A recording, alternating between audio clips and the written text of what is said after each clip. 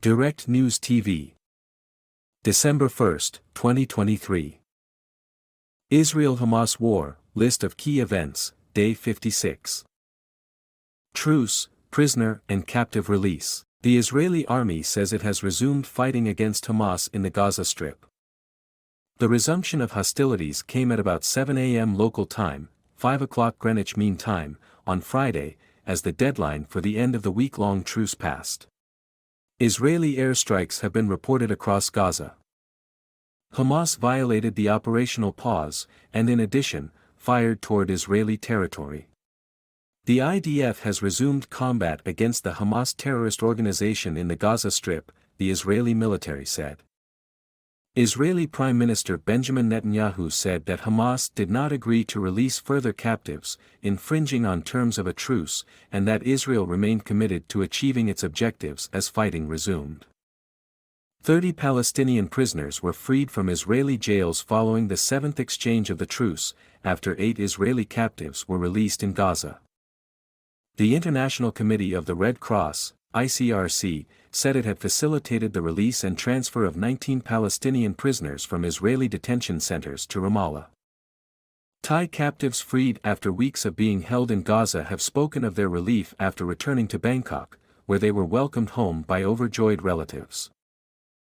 Latest developments. Al Jazeera journalists in the Gaza Strip say air raids have resumed and aircraft can be heard hovering overhead. There are also reports of Israeli air raids and artillery fire in Gaza City. Witnesses in Gaza City say heavy clashes are taking place between Palestinian fighting groups and Israeli troops. In Khan Yunis, in the southern Gaza Strip, a Reuters witness said he could hear heavy shelling and see smoke rising in the east of the town. Images on social media showed large plumes of dark smoke rising over the densely built-up Jabalia camp in Gaza. Some 60% of homes in Gaza have been destroyed by Israeli bombardment, according to the government media office in the besieged enclave.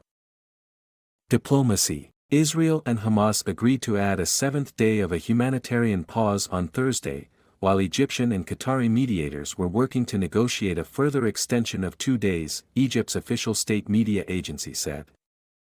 U.S. Secretary of State Antony Blinken, in Israel during his third visit to the Middle East since the war began, agreed that the flow of aid into Gaza was not sufficient. Blinken said he told Netanyahu that Israel must do more to protect civilians before any further military operations, and Netanyahu and his cabinet supported this approach. In his meeting with Palestinian President Mahmoud Abbas, Blinken focused on efforts to increase the delivery of humanitarian aid to Gaza and condemned Jewish settler attacks against Palestinians in the occupied West Bank.